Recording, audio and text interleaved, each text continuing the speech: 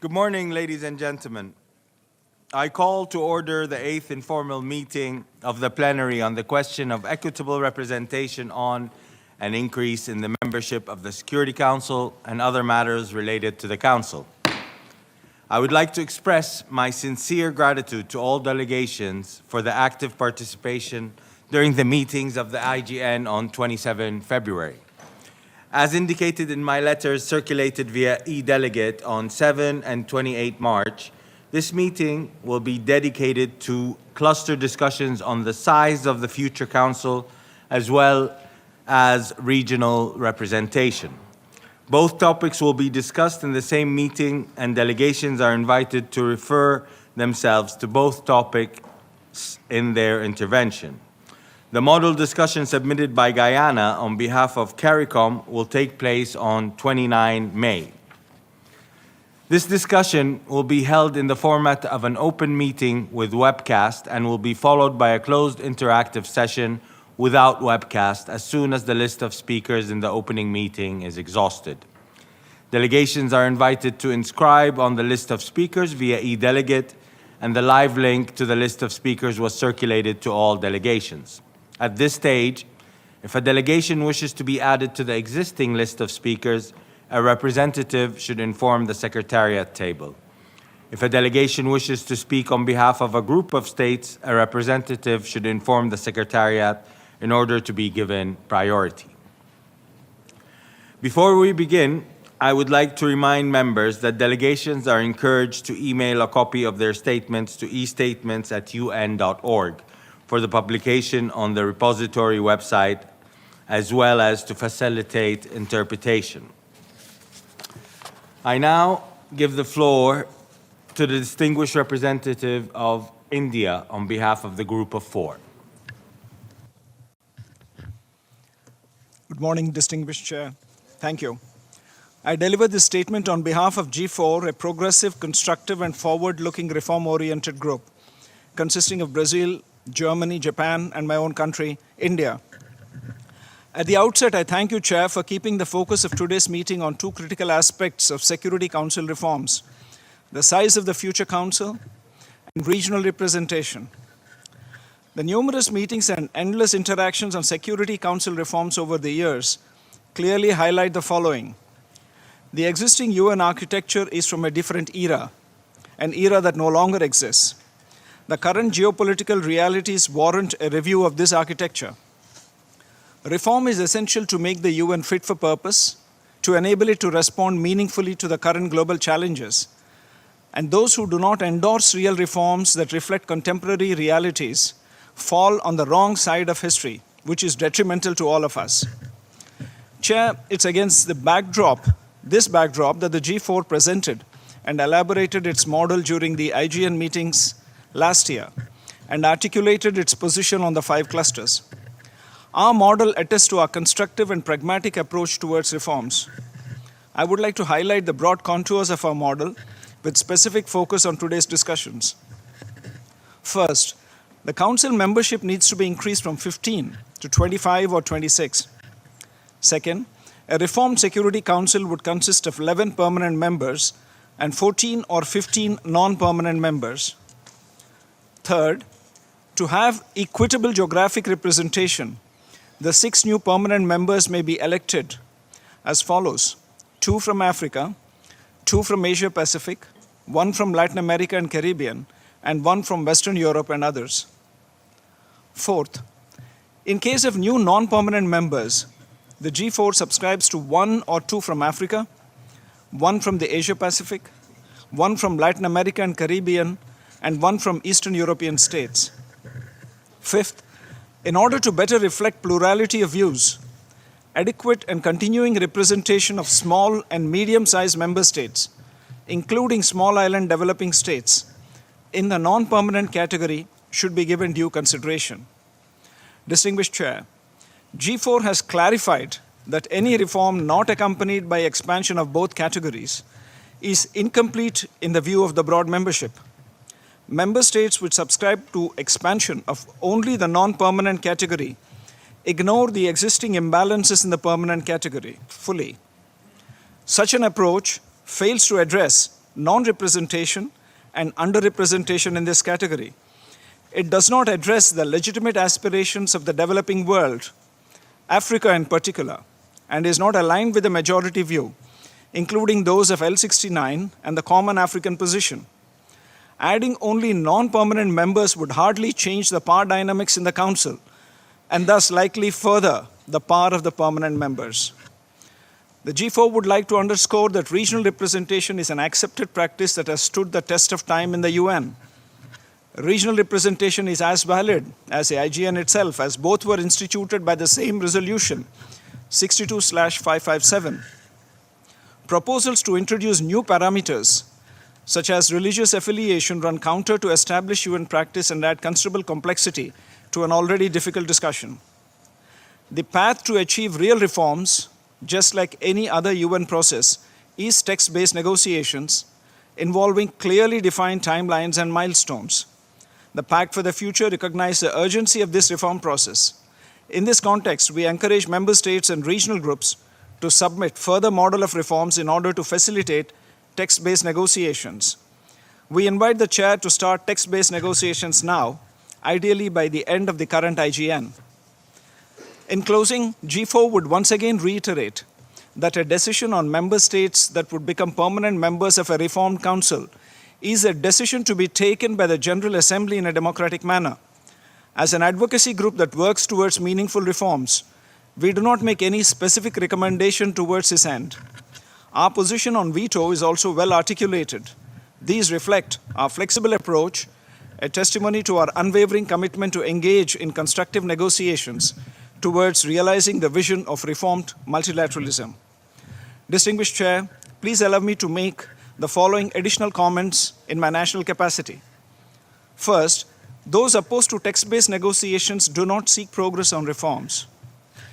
Second, an argument that an expanded and reformed Security Council would not be efficient is an attempt to stall real reforms. A reformed council with appropriate working methods and accountability mechanisms would be equipped to function effectively and deliver meaningfully on pressing global issues. Third, a consolidated model that does not cover expansion in both the permanent and non-permanent categories would not achieve the purpose of reform, further entrenching the status quo. And finally, attempts to introduce new parameters such as religion and faith as basis for representation in a reformed council runs completely counter to regional representation, which has been the accepted basis for representation in the United Nations. I thank you, Chair. I thank the distinguished representative of India. I would like to announce that there's a glitch with the e-delegate live list of speakers. Secretariat is working on that, and we hope to have that remedied as soon as possible. Next speaker on my list is Italy on behalf of the Uniting for Consensus group. Thank you, Chair.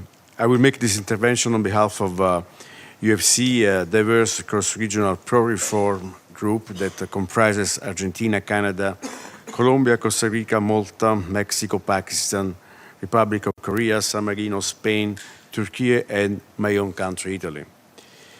I wish to thank you for convening this fourth meeting of the Intergovernmental Negotiations on Security Council Reform for this 79th session of the General Assembly, focusing on the size of the reformed Security Council and on regional representation.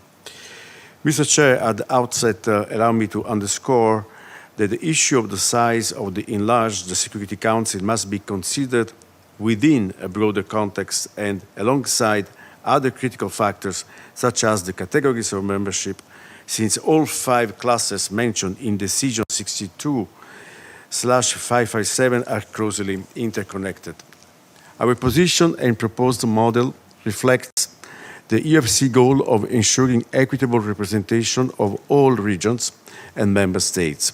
UFC advocates for a distribution that takes into account the diverse interests and perspectives of the entire UN membership and is adaptable to the changing nature of international relations.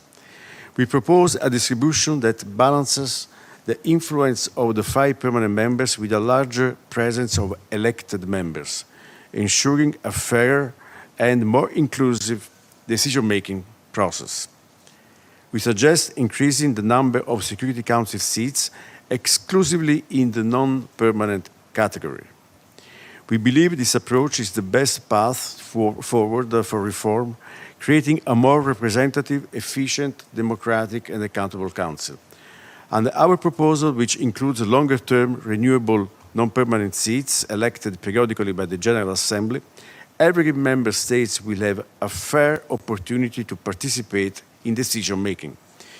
In the model we presented on March 27, 2024, we outlined an hypothetical distribution of elected non-permanent seats for each regional group in a council enlarged up to 27 members. We envision that in our proposed 27-member council, without any increase in the number of permanent members, the number of non-permanent seats for the African group would increase from 3 to 6 seats. The Asia-Pacific group would increase from 2 to 6. The group of Latin America and Caribbean countries would increase from 2 to 4. The Western European and other groups would increase from 2 to 3. And the Eastern European group would increase from 1 to 2. Of course, the exact size of the Council and the number of seats allocated to each region should be determined during negotiations. We also propose creating a rotating 2-year seat assigned exclusively to the small island developing states and small states, ensuring their continued participation. These states would also have the option to run for longer term or 2 years seats within the regional group, ensuring more equitable participation with less risk of discrimination. Regarding longer-term seats in a 27-member council, we suggest the following breakdown. 3 out of the 6 seats for the African group could be longer-term with the same proportion applied to APG. For GRULAC, 2 out of the 4 seats could be longer-term, and for WIOG, 1 out of the 3 seats could be longer term. In the negotiations, it could be decided, for example, that one of the 2 seats assigned to the EEG could be a longer term seat. The UFC proposal is flexible, as long as the principle of equitable geographic distribution is maintained, and the final details are agreed upon by the UN member states during negotiations. It is our view that each regional group should have fair and increased opportunities for its member states to serve on the Council. Any increase in the size of the Council must be carried out with a thorough examination of the implication for its efficiency. We are confident that an expanded Security Council, as envisioned in UFC proposal, would enhance the Council's ability to address international peace and security and remain democratic. The increase of rotating elected members will bring fresh perspectives, diverse experiences, and regional insights into the Council's deliberation, enriching its discussions. Furthermore, we believe it will balance out the 5 permanent members in ensuring that the views of the elected members enjoy full consideration in negotiations. If the elected members are not fully satisfied, the necessary votes would not be met. This is something we have not heard of in other proposals. Likewise, elected members chosen regularly by the General Assembly would reflect the broader interests and concerns of the UN membership, ensuring a more inclusive and representative decision-making process. Decisions made by such a council would have a higher likelihood of being implemented. Additionally, the UFC proposal's strong focus on improving working methods will further enhance the efficiency of the Security Council. Mr. Chair, thank you for adding the topic of regional representation to our discussions. As you are aware, the 5 clusters outlined in Decision 62557 are interconnected, and it is essential to address all of them to understand where we stand collectively. The UN Charter, Article 23, refers to elections and the equitable geographical distribution, but only in the context of elected members. It makes no mention of regional or equitable representation in the context of permanent members. While equitable geographical distribution, as referenced in Article 23, means that the composition of the country should reflect the different geographical groups within UN membership, it differs from the concept of regional representation. The UFC is committed to ensuring equitable geographical distribution, which could strengthen regional representation. This will help us achieve the goal of a more representative council. This can only be accomplished by increasing the number of elected members. At the same time, we believe that adding new permanent members to the Security Council will not enhance regional representation, since they are not accountable to the wider membership and traditionally have not represented their regions. While neither elected nor permanent members formally represent the region, elected members are selected by the General Assembly through regional arrangements and are expected to remain responsive to the wider UN membership throughout their term. It would be insightful to hear from those negotiating groups and member states advocating for new permanent members how they view regional representation being enhanced in a reformed Security Council with additional permanent members. UFC fully supports the calls from African countries and in general from the underrepresented regions for more equitable and strengthened representation on the Security Council. We agree that these regions must be able to play the rightful role in the activities of the Council. This would not only remedy the current geographical imbalance and the historical injustices, but also benefit us by making the reformed Security Council truly representative and fit for purpose. UFC proposal would in fact enhance representation of Africa, Asia-Pacific, Latin America, and the Caribbean and Eastern Europe. It would also allow for increased and more stable representation for cross-regional groupings. The General Assembly recently agreed to continue discussions on the issue of the representation of cross-regional groups, taking into account the small island developing states and Arab states and others, such as the Organization of Islamic Cooperation, have been mentioned in IGN discussions. As for UFC proposals, seats and small states would be assigned a rotating 2 years non-permanent seat, ensuring their continued presence on the Council. On this last point, we would like to recall that this rotating seat for seats was recently taken on board by a broader grouping of member states, which is a testament of emerging convergence within the IGN.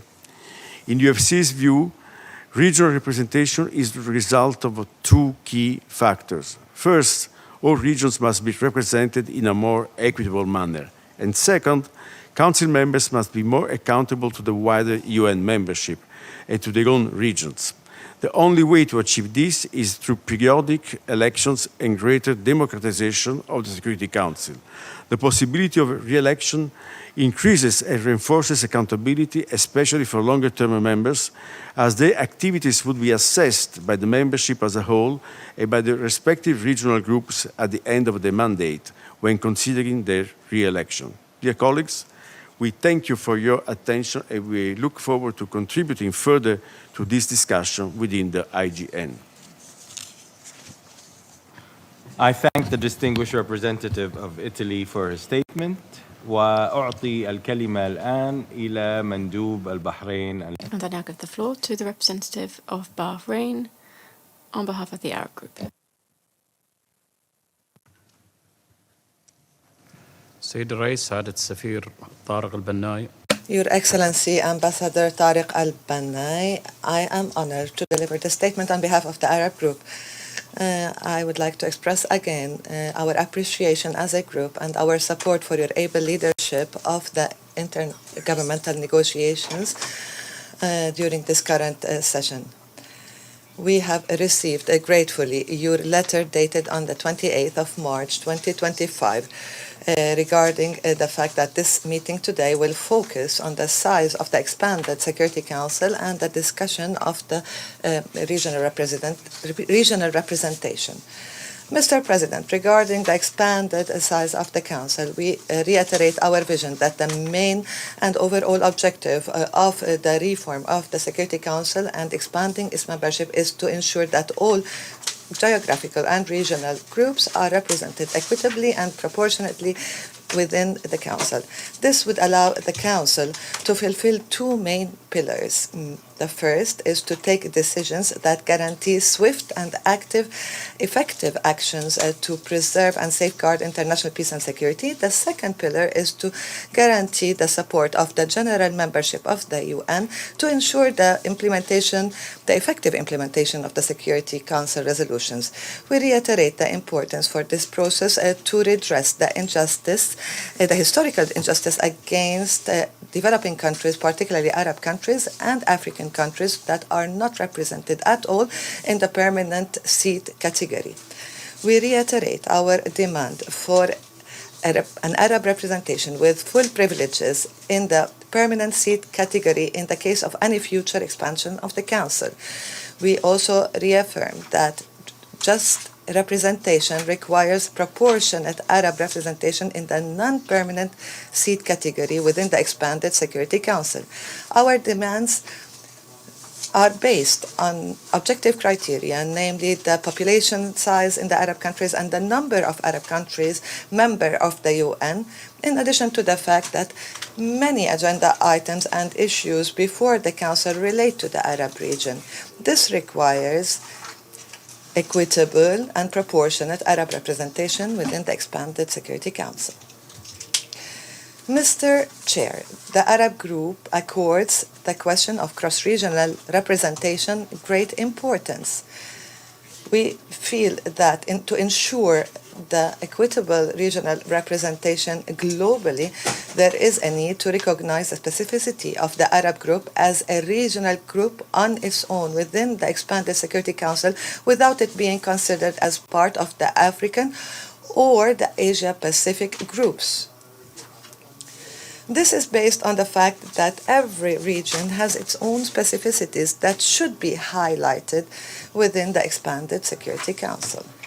We would like to reiterate that it is important to clarify further what is meant by regional representation.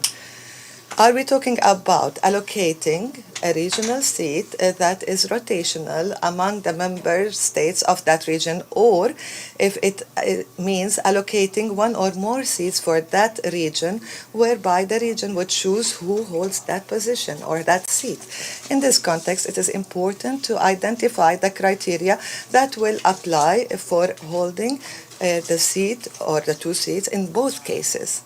We reiterate here that whatever applies to any region should apply to the other regions on an equal basis and in a fair manner. Mr. Chair, the Arab Group reaffirms the interrelated and indivisible nature of the 5 clusters, and that the intergovernmental negotiations is the only forum to reach an agreement regarding the expansion and the reform of the Security Council according to General Assembly Decision 62/557 that calls for achieving a solution that has enjoys the broadest possible political consensus. We reiterate that we will engage positively and constructively in order to find convergence of point of views and find a common ground to achieve a real, genuine, and comprehensive reform of the Security Council. Thank you, Mr. Chair. I thank the representative of the Kingdom of Bahrain for his statement. Now to Sierra Leone on behalf of the African Group.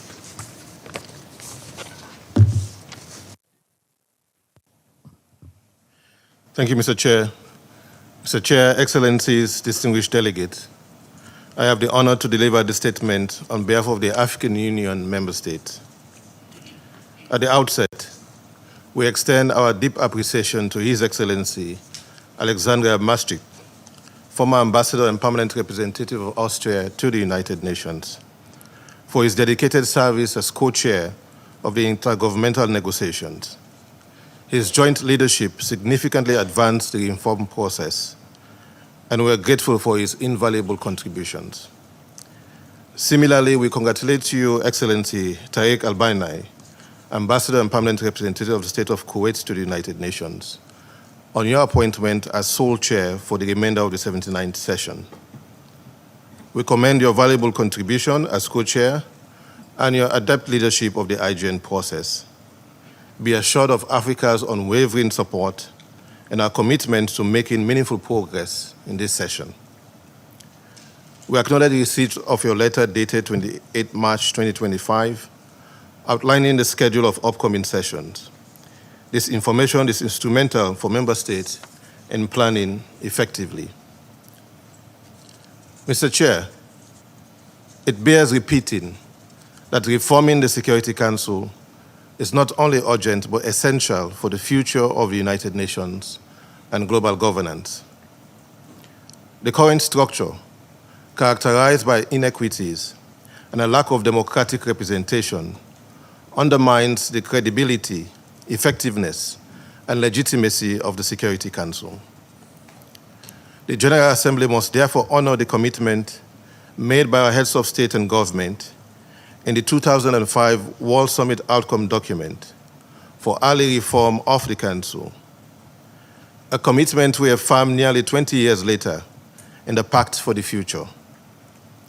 The reform of the Council, therefore, is a pivotal component of broader efforts to enhance the United Nations and ensure it reflects contemporary global realities.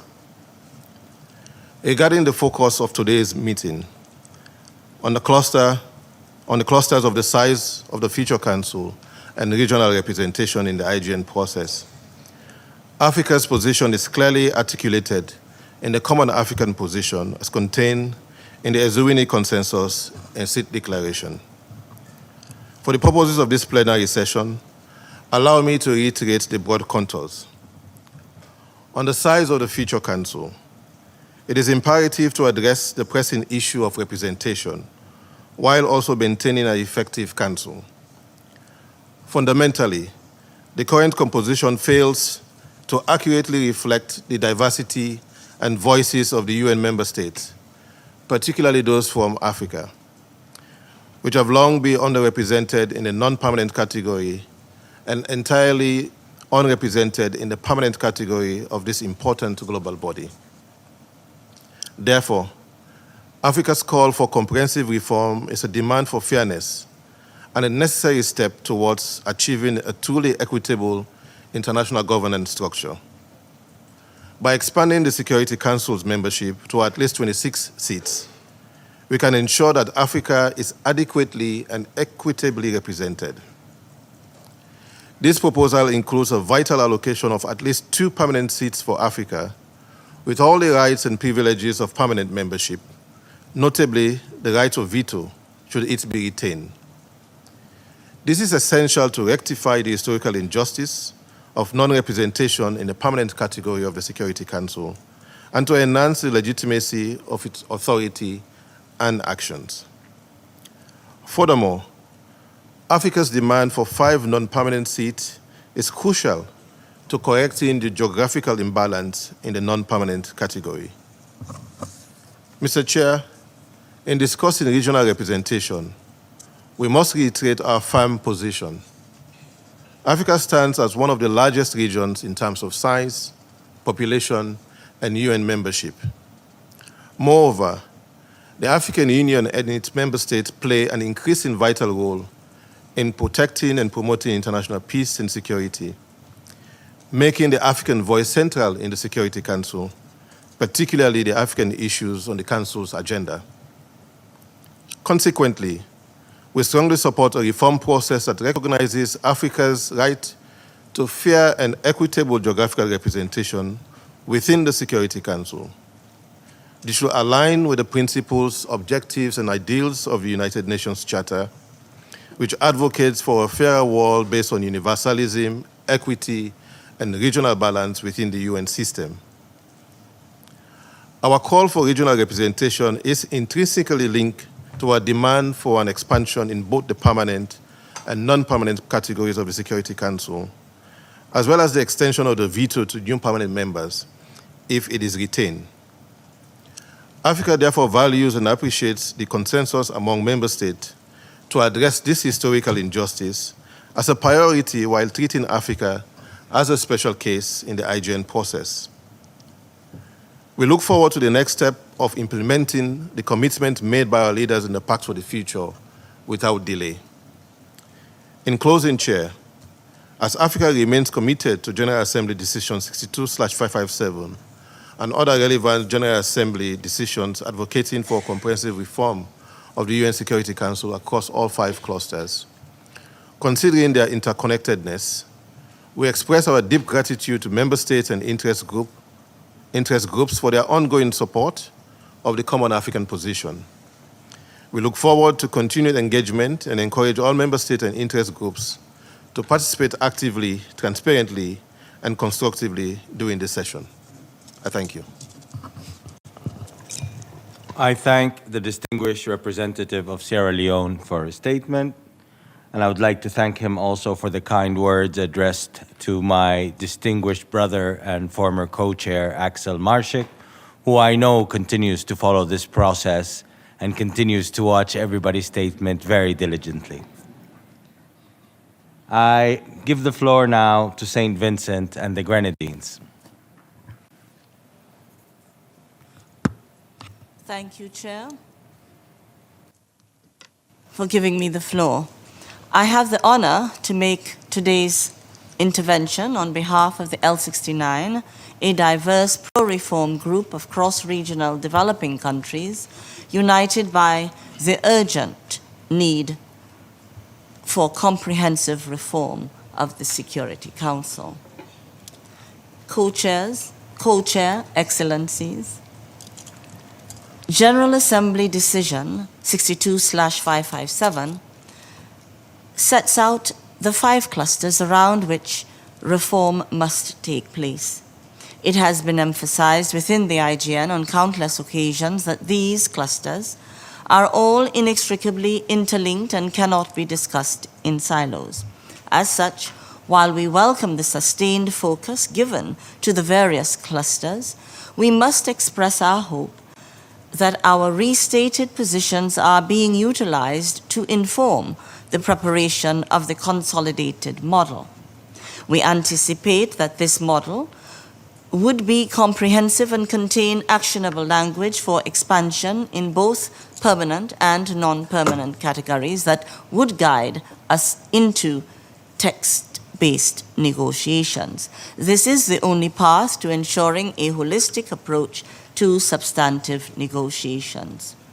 The L69 recognizes that a critical defect in the Council is its composition that remains fossilized in an outdated era in which imperial powers dictated international affairs. Our priority in this reform process, therefore, must be an overhaul of this system grounded in greater representativeness, equity, and justice.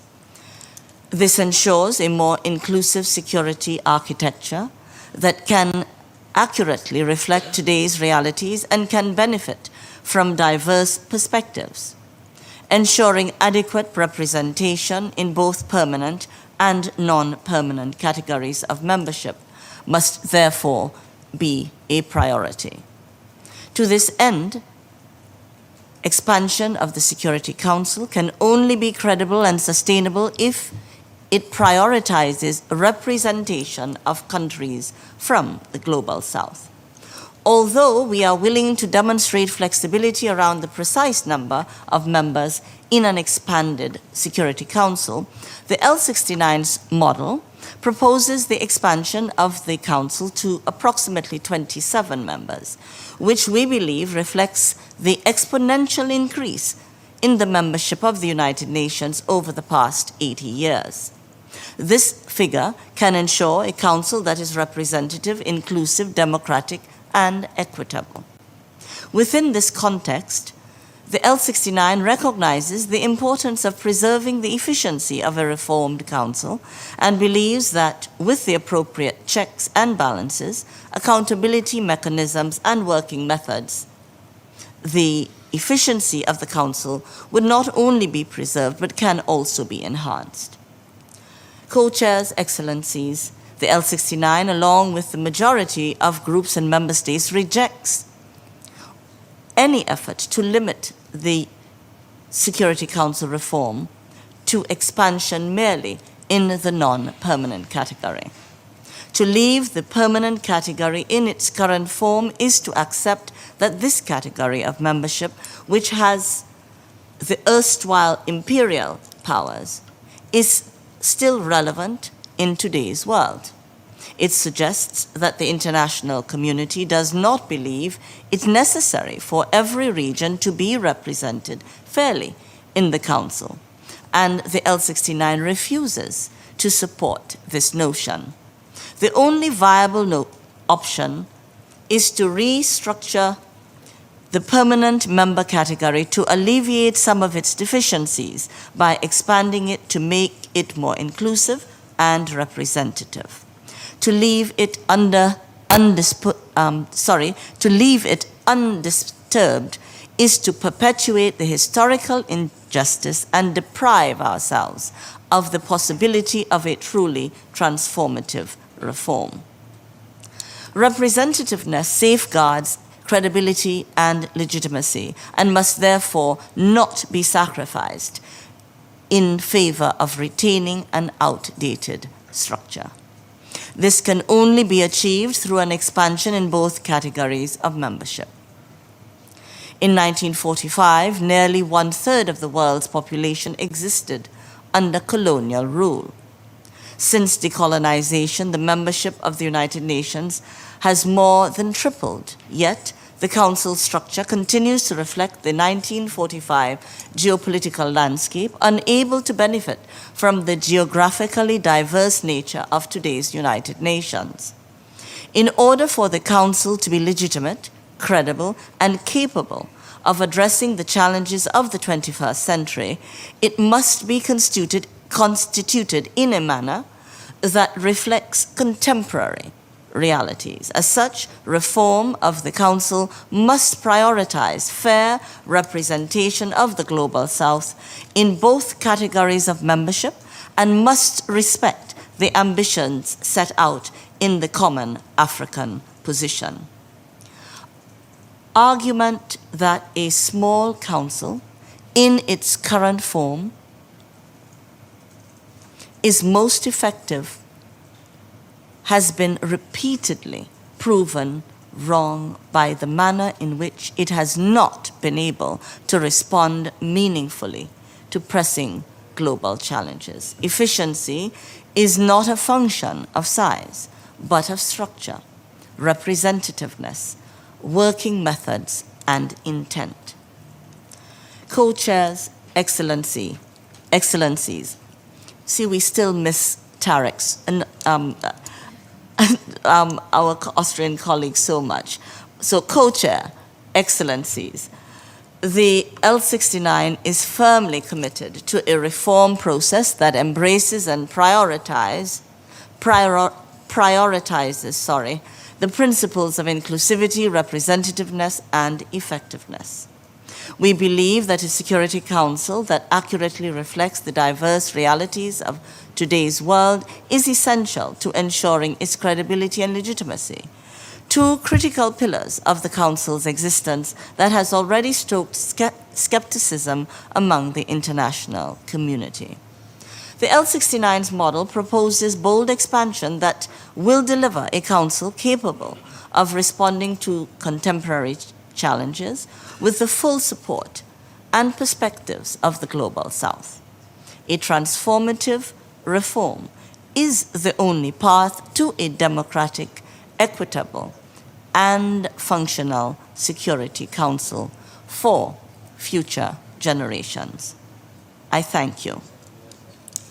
I thank the distinguished representative of St. Vincent and the Grenadines, and I give the floor to Finland on behalf of the Nordic countries.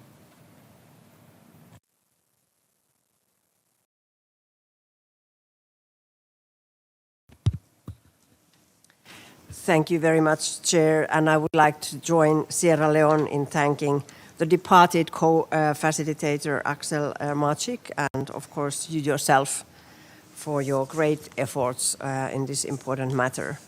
I have the honor indeed to speak on behalf of the Nordic countries, Denmark, Iceland, Norway, Sweden, and my own country, Finland.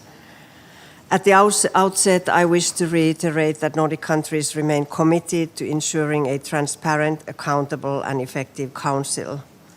We believe that our discussions today, focusing on the size of the reformed Council and the regional representation therein, should be guided by the collective commitments made in the Pact for the Future. The composition of the Security Council should better reflect the world as it is today, not as it was 80 years ago when the UN was founded, nor as it was 60 years ago when the Council membership was moderately expanded. The Nordic countries support a balanced expansion of the Security Council in both the permanent and non-permanent category to better reflect current global realities and to ensure increased representation across all regions. Mr. Chair, as laid out in the Pact for the Future, reform of the composition of the Council should redress the historical injustice regarding African representation.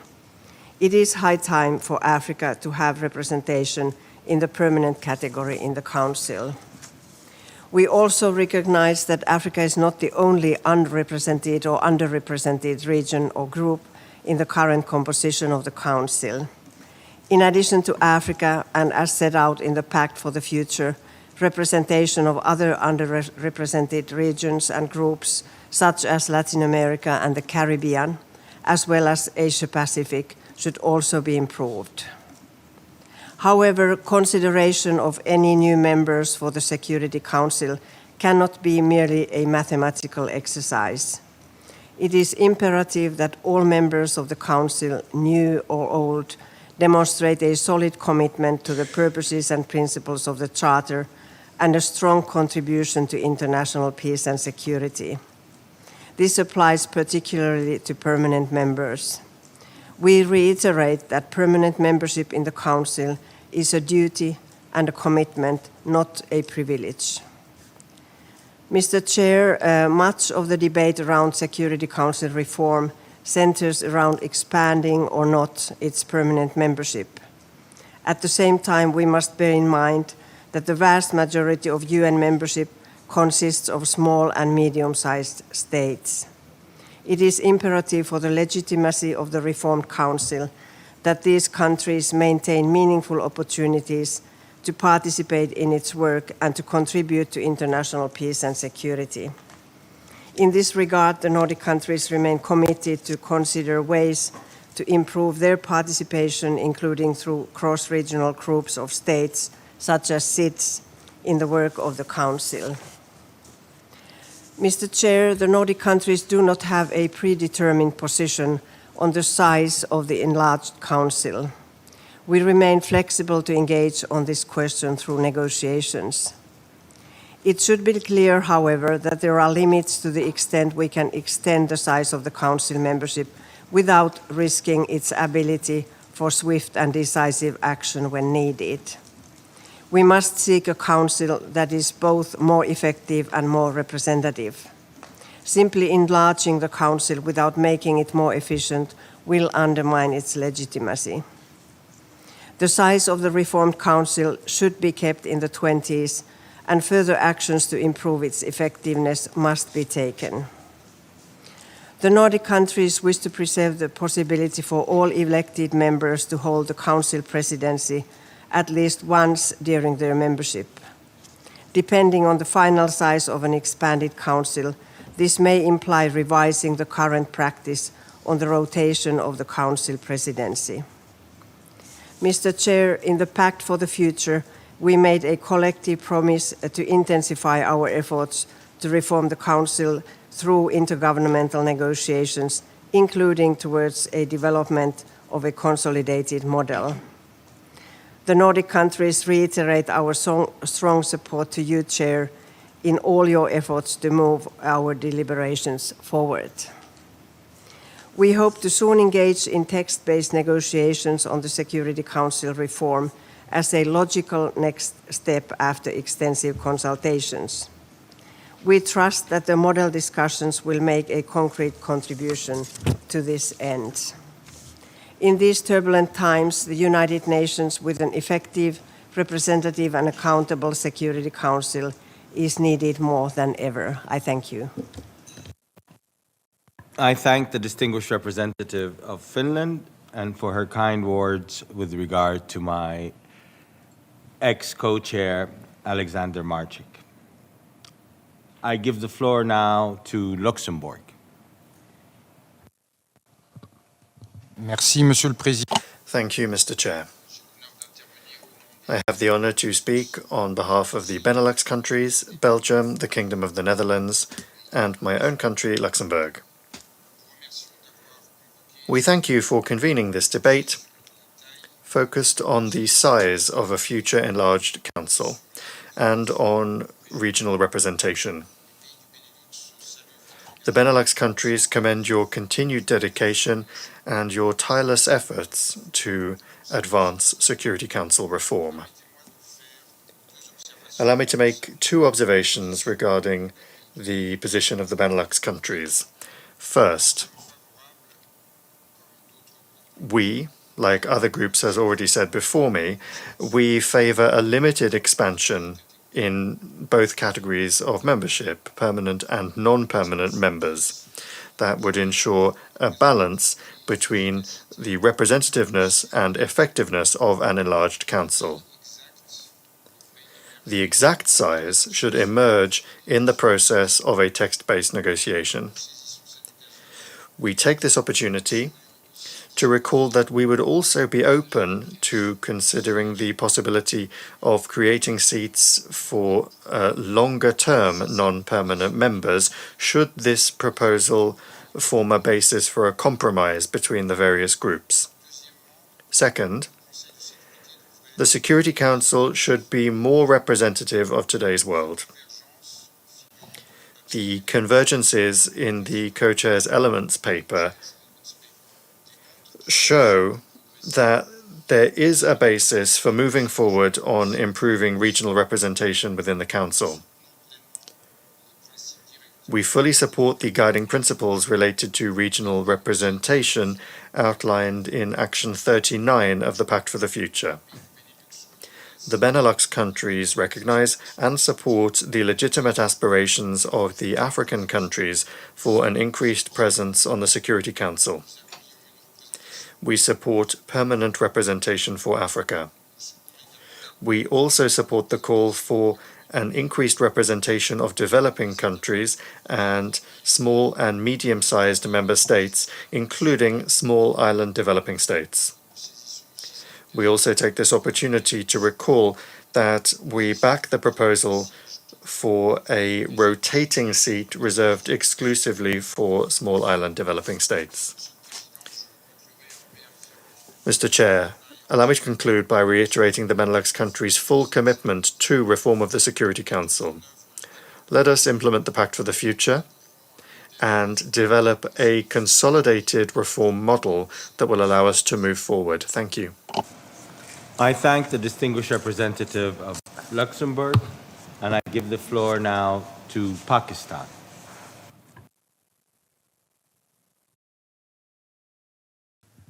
Thank you very much, distinguished chairperson.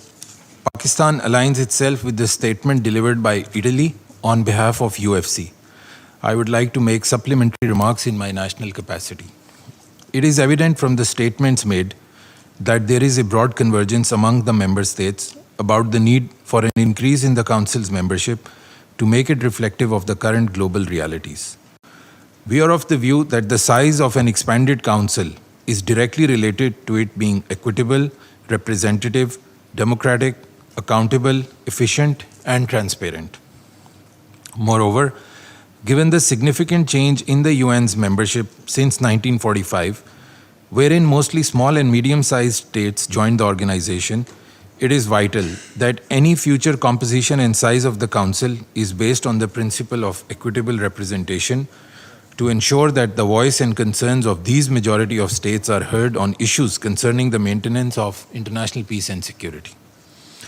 My delegation would like to underline that for the sake of equity and democracy, the UFC has proposed that Security Council's expansion take place only in the category of elected, non-permanent members. We remain staunchly opposed to proposals for permanent seats, as there is no justification for creating new centers of privilege within the UN. Our goal is to democratize the Council and support a reform that corresponds to the interests of the large majority of member states and regional and cross-regional groups, not just a few self-appointed states. Therefore, as the UFC has proposed, additional elected members will enhance regional representation and ownership, imparting more legitimacy to the Council. The UFC proposal would also accommodate the desire of cross-regional groups, such as the Arab Group, the OIC, SIDS, and other smaller countries, for adequate representation on the Council. A large number of non-permanent members will balance the influence of the permanent members.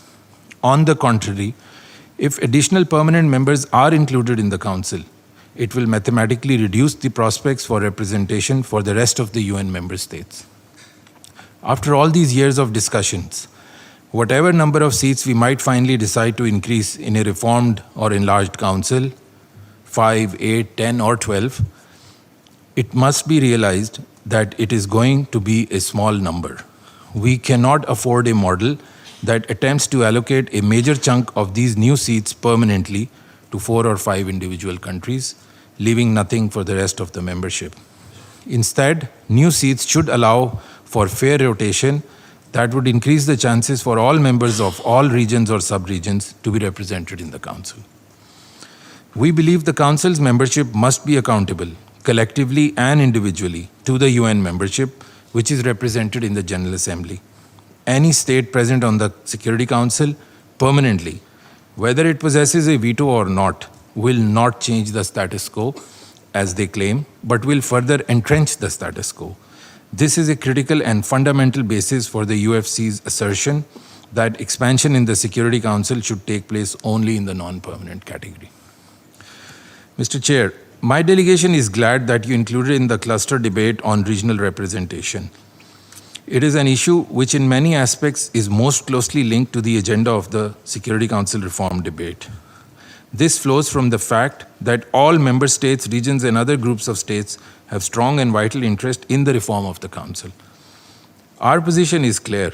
In any expansion, each seat allocated permanently to an individual country will be a permanent blow to equitable geographical distribution or regional representation in any sense of the word. We want to accommodate the interests of all states and regional groupings. This can be best achieved through addition of regular non-permanent seats, which in our view is the most equitable and fair option by any comparison. A regional approach which ensures equitable geographical representation should be the central plank of our discussions encompassing the 5 clusters. The UFC's proposal is premised on a regional approach allocating seats in an existing council of 27 in accordance with the number of states members in each of the 5 UN-recognized regions. Allocation of more seats to each region, particularly the underrepresented ones, which will allow for adequate representation of their sub-regions as well. The distinguished PR of Italy has already outlined the UFC's proposed distribution of seats in an expanded council. We understand the African desire for adequate representation, which is a demand on behalf of the entire continent endorsed by the African Union. If the African regional approach is agreed, it should also be applied to other regions. However, presently, there is no such consensus in other regions, where some countries are pursuing their individual interests, which runs counter to the principles of reform. The UFC sees the African desire to have 2 permanent seats on the Council as being different from the claim of 4 member states to individual permanent seats for themselves in their national capacity without reference to an agreement of their respective regions. States tagged to individual countries and seats tagged to individual countries and occupied by them permanently go against equitable representation and other objectives of reform. Such seats neither enhance representativeness nor promote the objectives of regional representation. Pakistan believes that the proposal by UFC for creation of more non-permanent members with equitable geographical representation elected to ensure accountability is the best option, and accountability can only be established through periodic elections. Finally, let me reiterate that Security Council reform involves the fundamental national interests of all UN member states. effective and meaningful reform can be achieved as stipulated in Decision 62/557 and Resolution 53/30 only through the widest possible agreement of member states, that is, consensus. Text-based negotiations will become possible once we have agreed on a quote-unquote model for Security Council reform, a model which encompasses full convergence on all the 5 clusters of issues. I thank you very much, Mr. Chair. I thank the distinguished representative of Pakistan, and I give the floor now to the distinguished representative of Egypt. Thank you very much, my dearest brother, Ambassador Tariq Al-Bainai, distinguished chair of the IGN.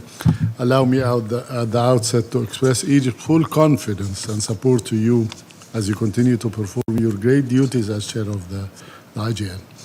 And to also thank my dearest common friend, our dearest common friend, Ambassador Axel, for the impeccable job he did as co-chair.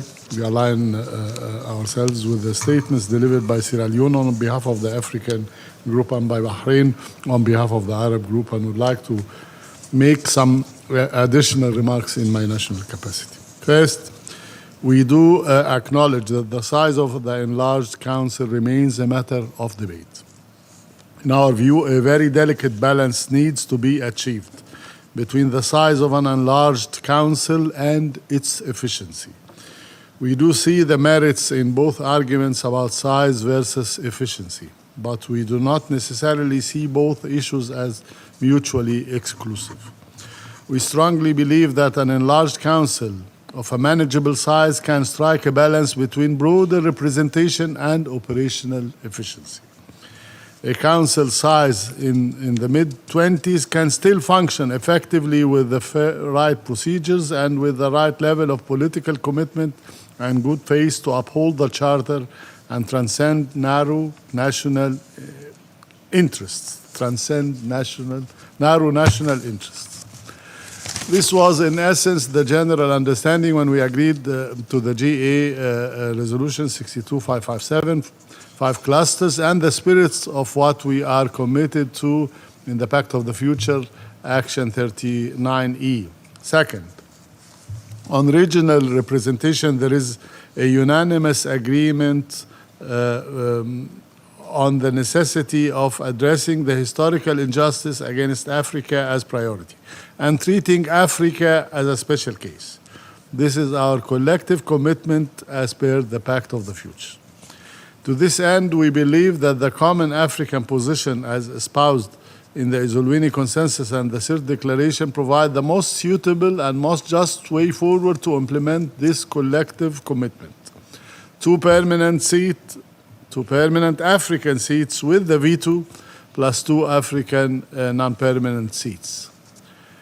Anything short of this would not fulfill the promise and commitment of the Pact of the Future. Moreover, Egypt remains of the view that the enhanced representation of cross-regional groups in a reformed Security Council is extremely crucial. In the Pact, we acknowledge collectively that Arab states, member states of the Organization of Islamic Cooperation, as well as small island developing states, have all justifiable arguments for an enhanced equitable representation on a reformed Security Council. The Arab group in particular has a very strong case to make, given its size, its demographics, its impact, and the number of issues it has on the Council's agenda. The Arab group thus needs to be adequately represented in the permanent category and has to be accorded the same rights of permanent members, including the veto right. Before concluding, Mr. Chair, I would like to reiterate our firm belief in this process and of the potential it has to bring about a solution that garners the widest possible political acceptance and agreement.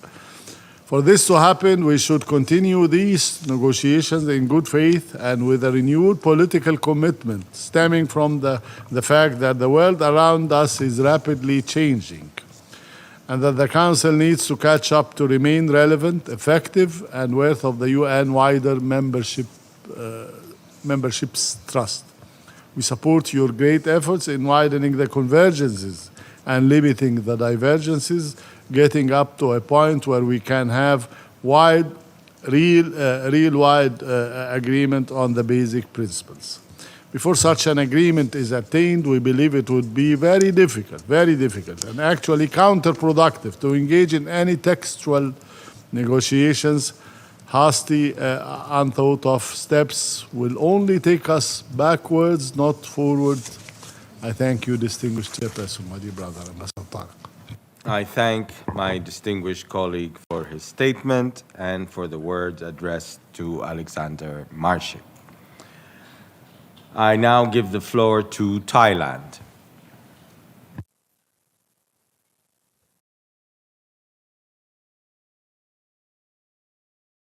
Thank you very much. I would like to express our appreciation to you for organizing this IGA meeting and for your leadership in leading this extremely important conversation. My thanks also goes to our dear friend Alexander for his past contribution and co-chair of this process. I'd like to make a short intervention as follows. On the side of the Council, Thailand supports an increase of seats to reflect the ever-changing political landscape and its complexion as we commemorate the 80th anniversary of the United Nations. We need a more inclusive Council to effectively address global challenges. It is equally important that the enlarged Council should not hinder its efficiency and accountability to maintain international peace and stability and security. On regional representation, we reiterate that any expansion of the Council must ensure a broader geographical representation, cross-regional balance, and a greater representation of small and medium developing countries, as well as Asian and African member states. Our conviction is clear. Developing countries should have more say in multilateral system.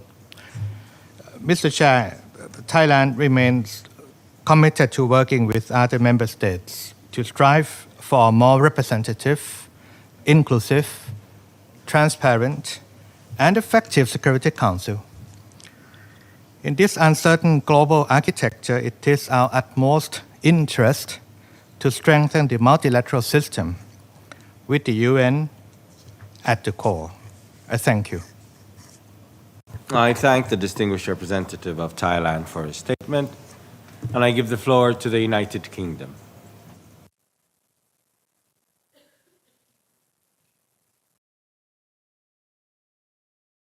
Thank you very much, Chair. And let me start by echoing many other colleagues in thanking Ambassador Axel Marshik for his tireless work and also underlining our trust in you, Chair, to continue to lead us in these vital deliberations. Chair, the UK supports an expansion in both categories of Council membership to a total in the mid-20s.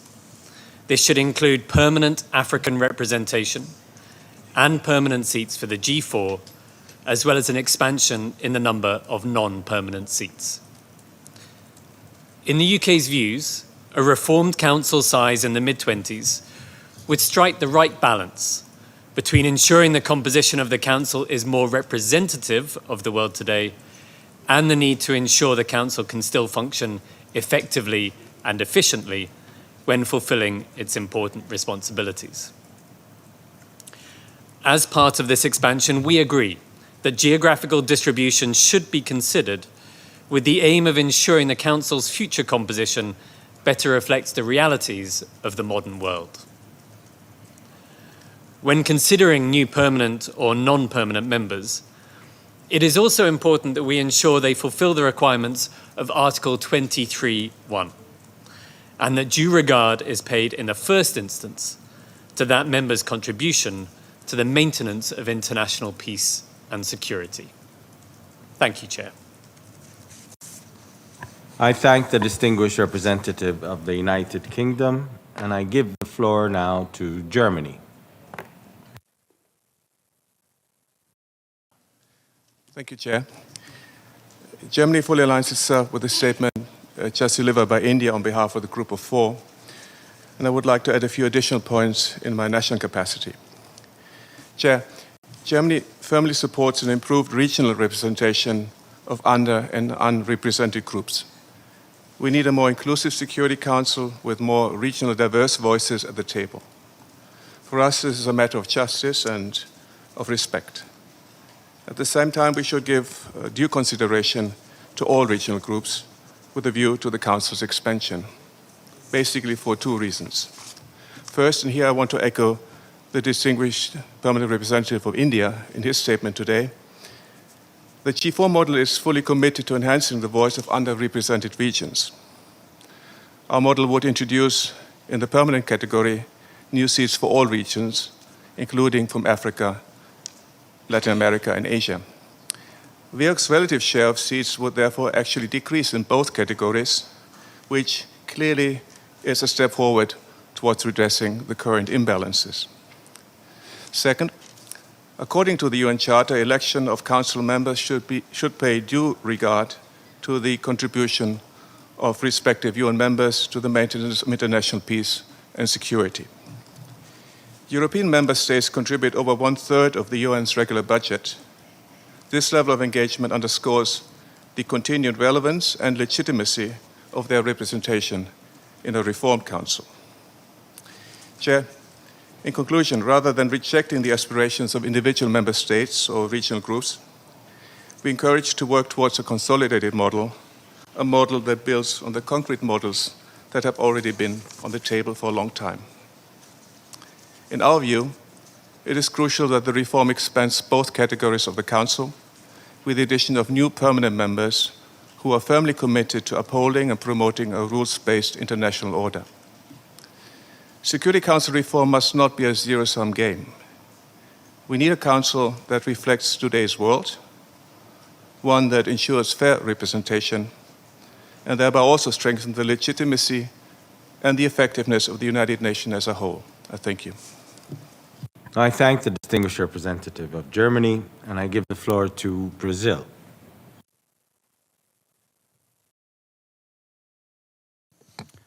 Thank you, Chair. As others, I do thank you for your continued leadership, and as well Ambassador Marshik when he was our co-chair, and be assured of our continued willingness to cooperate closely with you in your difficult job.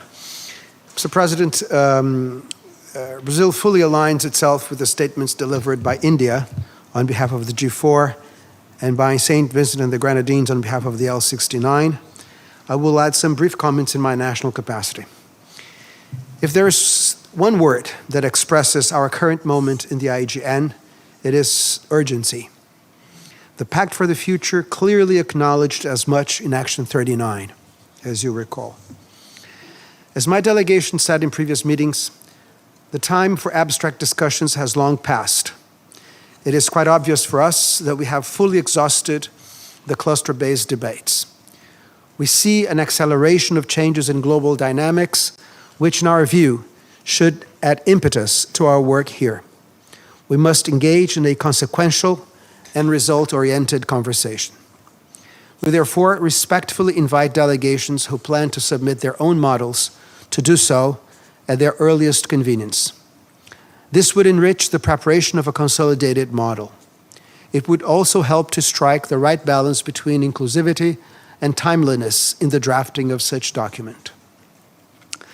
As important as having a consolidated model sooner rather than later is getting it right from a substantive point of view.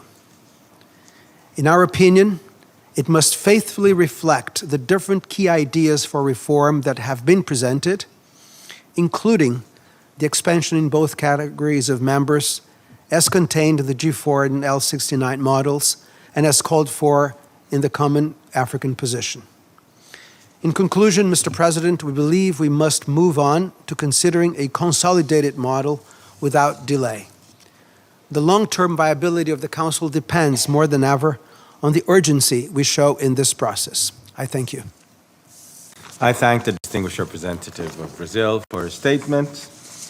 And I give the floor to Singapore. Thank you, Mr. Chair, for your steady stewardship of the IGN process and for convening this important and timely debate. The goal of any reform process must be the creation of a Security Council that is stronger, more responsive, and effective. As the principal organ of the UN mandated with the maintenance of international peace and security, it is imperative that we have a Security Council that is representative of the current UN membership and reflective of contemporary realities. This will enhance its legitimacy and accountability. Let me speak first to the matter of the future size of the Security Council. The size of the Council has not changed in more than 6 decades. In 1945, the UN had 51 member states with 11 Security Council seats. In 1965, the UN had about 117 member states, with the Council being enlarged to include 4 more non-permanent seats. Although the number of member states has increased significantly to 193 today, the Council's composition and size has remained the same since 1965. When the UN Charter was signed in San Francisco, 21 were small states. In 1965, when the Security Council was enlarged, the number of small states at the UN had risen to more than half of UN membership. Today, of 193 member states, the vast majority are small states with a population of less than 10 million. Any reform exercise must therefore take into account the need to ensure the adequate representation of small states. As we deliberate on the best models for reform, we must keep in mind that the Security Council is not a vehicle for the great powers of the world to impose their views on the rest of the world. It cannot become, wittingly or unwittingly, an instrument to impose the logic of might is right, or an instrument to create spheres of influence run by the major powers. The Council must be an arena for all countries to have their voices heard, and it has to be a vehicle to maintain peace and security based on international law. Mr. Chair, there have been various suggestions on an ideal size of the Security Council. We believe that an expanded council in the mid-20s would be small enough to be nimble and effective. The key for us is not the absolute number, but the overall representativeness of the council and whether it has materially improved opportunities for the small states of the world to be represented in an enlarged council. On the composition and representativeness of an expanded council, Singapore has long maintained our support for the expansion of both permanent and non-permanent categories to ensure greater geographical representation and inclusivity. In this regard, our view is that any outcome from the IGM process would not be credible if the perspective and interests of small states are not adequately addressed. Any model of reform should not marginalize or further disadvantage small states, and in particular SIDS, especially those who come from underrepresented regions or who are part of regional groups that do not practice sub-regional rotation. The reality is that the status quo is structurally disadvantageous to many small states, many of whom already find it challenging to campaign and run against much larger states to secure a non-permanent seat. Of the 60 member states that have never served on the Council, almost 2/3 are small states. This is a clear sign that the playing field is not level. We appreciate the support expressed by different groups and delegations for the representation of SIDS and small states in an expanded Council. In particular, we note that some proposals for reform have incorporated the idea of one dedicated non-permanent seat for a member of SIDS across all regions. This is a very helpful proposal, but we do not believe that offering a single seat for small states like SIDS is very equitable, given that so many small states have not yet served on the Council, as well as given the reality that they face real challenges in seeking elections. Mr. Chair, my delegation understands and fully respects that UNSC reform is a complex issue on which many countries and groups have strong views. We know key differences remain. However, the UN is at an inflection point, and so is the multilateral system. As we commemorate the 80th anniversary of the UN this year, it is time to show our seriousness about Council reform, to ensure that it is relevant and reflective of our organization today and ready for tomorrow. Thank you for your attention. I thank the distinguished representative of Singapore, and I give the floor to France.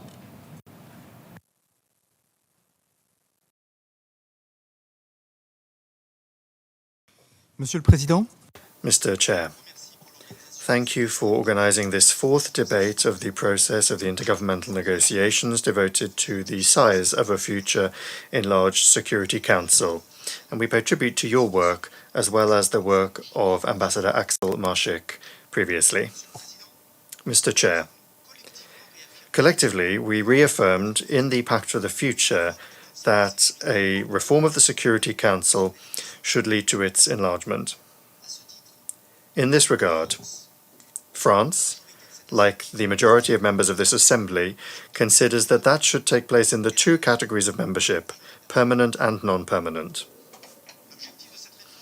The goal of this reform is to strengthen the effectiveness and representativeness of the Security Council as the cornerstone of our collective security architecture.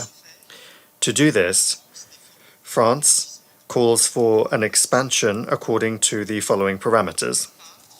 On the one hand, it should lead to better representation of Africa on the Security Council, as well as the better representation of other under or unrepresented members among the permanent members, such as Latin America or the Asia-Pacific region. We are in favor of granting 2 permanent seats to African states, as well as for Brazil, India, Germany, and Japan for the permanent seats that would be created for their geographical group. France considers that it is legitimate that future permanent members would ask for all of the prerogatives associated with that status, including the right of veto. On the other hand, we consider that a reformed Security Council should have around 25 members so as to reconcile the goals of representativeness and preserving its decision-making capacity. Mr. Chair, this year, as the United Nations turns 80, it is time to move from speeches to actions. France is convinced that this reform is possible. And we know the way to achieve it because it is provided for in the United Nations Charter and has already been used 3 times, including to reform the Security Council. France stands ready to work alongside all of those partners that wish to do so to launch concrete negotiations on a draft resolution of the United Nations General Assembly. Mr. Chair, France is committed to a comprehensive reform of the Security Council. At the same time, we must not remain inactive as the use of the veto is reaching never-before-seen levels. In 2024, 7 Security Council resolutions were not adopted due to a veto. This is a sad record, the highest since 1986, and it is not an isolated phenomenon. In the past 3 years alone, they account for more than a quarter of the vetoes in the 21st century. All too often, they have prevented the Security Council from acting on theatres of crisis in Syria, Gaza, or Sudan. France, which currently holds the presidency of the Security Council, committed in 2015 to not using its veto right in the case of mass atrocities. Since that year, it has led an initiative together with Mexico in support of that principle. This responds to a great deal of demand from this Assembly, as has been demonstrated by the support of 107 member states as we approach its 10th anniversary. I welcome the recent support of Armenia for this initiative, which demonstrates its commitment to effective multilateralism, and I call upon all states that want to move the needle to also support this Franco-Mexican initiative. Thank you. I thank the distinguished representative of France, and I give the floor to Costa Rica. Muchas gracias. Thank you very much, Mr. Co-Facilitator, distinguished colleagues. Allow me to express Costa Rica's sincere thanks for the convening of this 4th meeting of the Intergovernmental Negotiations on Security Council reform. Today's discussions on the size of a reformed council and on the issue of regional representation is of critical importance. Both of these topics are front and center in our common work to establish a Security Council that is more representative but also more accountable and that better reflects the diversity of all United Nations members.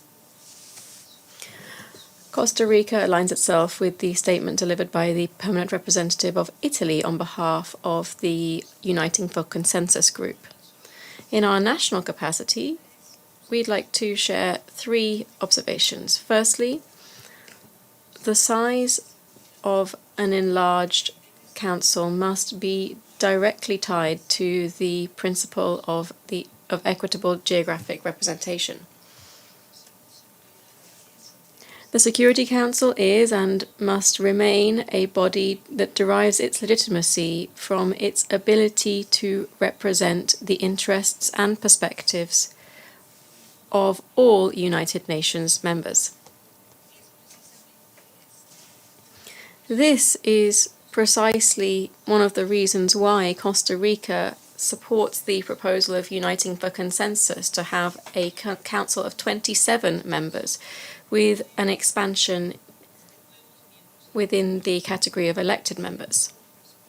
This approach is in line with the fundamental fact that the United Nations comprises 193 member states, grouped into 5 regional groupings, each with their own historic, political, and geographic realities. The Council's current composition, with only 10 elected members representing all UN members, is sorely lacking in how it is able to guarantee balanced representation of these regions. A council that is expanded to 27 members without adding new permanent members would allow for a fairer and more proportionate distribution of the seats among regional groups. The Uniting for Consensus model would provide each regional group with greater opportunities to be meaningfully involved in decision-making on the Council, and it would correct the existing and long-standing imbalance with regard to the underrepresentation of the few, the overrepresentation of the few and the underrepresentation of many. Secondly, regional representation cannot be enhanced through the establishment of new permanent members. Rather, we can only guarantee it through periodic elections and accountability. Article 23 of the Charter explicitly refers to the requirement for equitable geographic distribution, but only in relation to the election of non-permanent members. The Charter is silent on the principle of regional representation with regard to permanent members, and this is for a clear reason. Permanent members are not, by design, accountable to all of UN members. For this reason, we firmly believe that the inclusion of new permanent members would not be in line with the legitimate demand for greater regional representation. On the contrary, it would enlarge existing inequalities and create new categories of members with privileges, bringing the Council further away from the principles of democracy and accountability that should underpin our organisation. The Uniting for Consensus proposal places the principle of equitable geographic representation at its heart. It does this through ensuring a greater number of seats for all regions, but also at the same time introducing a possibility of non-permanent, renewable long-term seats. assigned within each regional group and periodically elected by the General Assembly. This model guarantees that regional groups are able to maintain control over their representation on the Council. It would also ensure that all Council members, irrespective of the length of their term, remain accountable to all members. Thirdly, the Uniting for Consensus proposal strengthens both representativeness and also effectiveness of the Security Council. Costa Rica is convinced that an enlarged council with 27 members would strike the right balance between representation and effectiveness. It is indeed a pragmatic, realistic proposal that would enhance the Council's legitimacy while also preserving its ability to act decisively. Increasing the number of elected members would not only bring fresh perspectives and a greater diversity of points of view to Council discussions, but it would also foster greater inclusion, legitimacy, and ownership over the Council's decisions by the membership in general. Further, in guaranteeing that no decision can be taken without broad-based support from elected members reflecting the collective voice of the General Assembly, Council decisions would enjoy greater credibility and would be more likely to be implemented. In an enlarged 27-member council, decisions would also have to be taken by the concurrent vote of at least 16 members. This would maintain the voting ratios that are currently set out in the UN Charter to ensure sufficient legitimacy for decisions. These are fundamental strengths within our proposal. We're not talking about mere numerical adjustments here. This is a model that would lend more democracy to the Council, would improve accountability, and would guarantee that all regions, particularly those that have been historically underrepresented, such as is the case for Latin America, can play the right role in maintaining international peace and security. Chair, to conclude, Costa Rica steadfastly believes that Security Council reform must serve the principles and purposes of the Charter. It must correct historic imbalances, it must ensure equitable geographic representation, and create a more democratic and effective council. The Uniting for Consensus proposal takes an approach based on a principles-based approach that is inclusive and future-oriented. It also provides a fair, flexible framework in line with the diversity of our members. It enhances regional representation and guarantees that the Council remains accountable to all of the United Nations. I wish to reiterate Costa Rica's commitment to continue to participate constructively in these negotiations, based on the firm-held belief that only through dialogue, commitment, and respect for the principle of sovereign equality of all member states will we be able to build a reformed Security Council, faithfully serving the interests of peace, justice, and multilateralism. Thank you. I thank the distinguished representative of Costa Rica, and I give the floor to Mexico. Gracias, señor presidente. Thank you, Chairman. Mexico aligns itself with the statement given by Italy on behalf of the Uniting for Consensus group, and we wish to share some additional remarks in our national capacity. I wish to begin by saying that any realistic reform of the Security Council must be comprehensive, inclusive, and must address the 5 clusters set out in Decision 62/557 in a balanced manner. In this context, we reiterate our appeal to all countries and negotiating groups to, when they present their reform models, to include an analysis of the interconnected nature of each of the 5 clusters so we can clearly understand how each proposal would lead to a functional representative reformed council. Turning to the size of the council and its methods of work, Mexico recognizes that the enlargement of the council must keep in mind its functionality and reflect the realities of the 21st century. An excessive or unbalanced enlargement might compromise the Council's effectiveness, which would be contrary to the objective of any reform.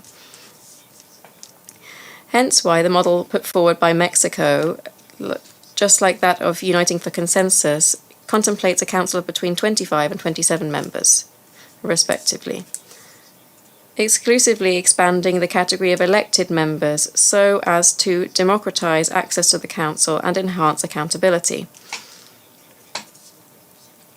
On the adoption mechanisms for council products, Mexico believes that were the composition proposed in our 25-member model to prevail, we would have to consider the decision-making process, ensuring that it allows for practical day-to-day decision-making in the expanded council. We believe that the decisions should continue to be adopted in line with the proportions established in Article 27 of the Charter. In this context, the number of affirmative votes required for the adoption of decisions would rise to 15, so as to ensure the same percentage of affirmative votes required in the current Security Council. If we bear in mind that 6 more affirmative votes would be needed when compared with the current format, this majority would further lead to a situation in which elected members would become a greater de facto counterweight to the excessive weight of the current permanent members. For the Council to take a decision, it will be necessary for more elected members to agree with the contents of resolutions and other products. Given the need for a greater number of affirmative votes to adopt decisions, permanent members will be incentivized to actively seek the support of elected members. This not only fosters a more inclusive and representative environment, but also promotes dialogue and negotiation that are both key to a democratic process. Turning now to regional representation, Mexico maintains that the substance of our discussions should be focused on how to ensure that the Council would be enriched with a greater diversity of voices, particularly from those regions that have historically faced obstacles when vying for a seat or being heard in decision-making. This involves not only revising the distribution of seats, but also considering mechanisms to facilitate access for from countries with limited capacities to compete. Mexico has actively promoted the establishment of an exclusive rotating seat for small island developing states and other small states. This proposal is also included in the Uniting for Consensus model and was recently incorporated by other countries and other negotiating groups. It reflects a growing convergence towards the need to ensure that all voices continue to be involved in decision-making on international peace and security.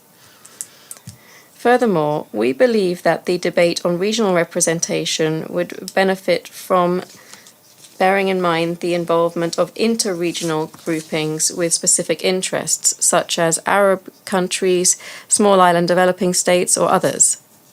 Nonetheless, any of these regional groupings or interregional groupings must fit within clear principles so as to guarantee real and balanced opportunities for the full membership. In this context, regions must agree on mechanisms to prevent a limited number of countries from competing simultaneously for 1, 2, or even several categories at the expense of other members, which, for various structural reasons, have historically struggled to take a seat on the Council. I wish to reiterate that there's no doubt that the states that are Security Council members, both permanent and elected members, do not represent their respective regions, even when the elected members have received the support of their regions to achieve their election. It would be incorrect, to put it mildly, to affirm that countries serving on the Security Council take their decisions based on the interests of or in prior agreement with countries of the region. To conclude, we reiterate our appeals for all delegations that have presented or are yet to present their reform models to do so with a comprehensive view in mind. Only thus will we be able to move towards a reform that will truly bring us closer to a more democratic, transparent, representative, effective and efficient council.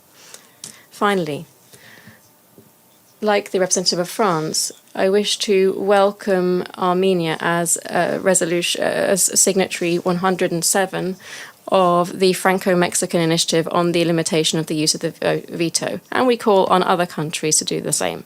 Thank you very much.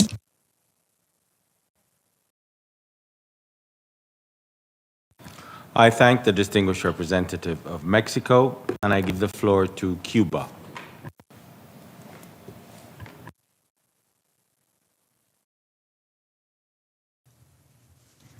Muchas gracias, señor presidente. Thank you very much, Chairman.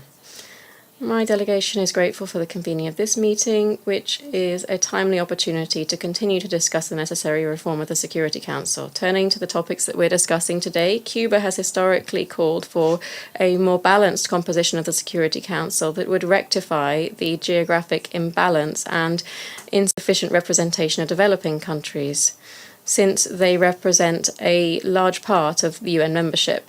In this context, we reiterate that the expansion of the Security Council mustn't be partial or selective in nature, nor must it imply an increase in the members of this body that would run to the detriment of developing countries. We believe that the Security Council should comprise no less than 26 members, and its expansion should include both permanent and non-permanent members. This enlargement should include an increase of new permanent members, 2 countries from Africa, 2 from developing countries from Asia, and 2 from Latin America and the Caribbean. This is an historic demand. It is unfair that entire regions such as Africa, Latin America, and the Caribbean are not represented in that category. Likewise, the category of non-permanent members must also be expanded at least to at least 15 members. Chair, my delegation is not in favour of the establishment of new categories or subcategories of members, because this would further existing differences and would foster division within the Security Council. We trust that these discussions would allow us to continue forging ahead towards a solution enjoying the broadest political acceptance of member states.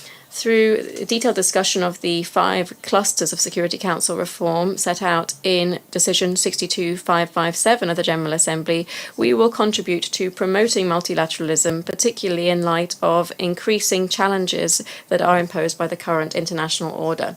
You can count on the active participation and firm commitment of Cuba in this process to make the Security Council a body that is truly transparent, democratic, and representative. Thank you. I thank the distinguished representative of Cuba, and I give the floor to Republic of Korea.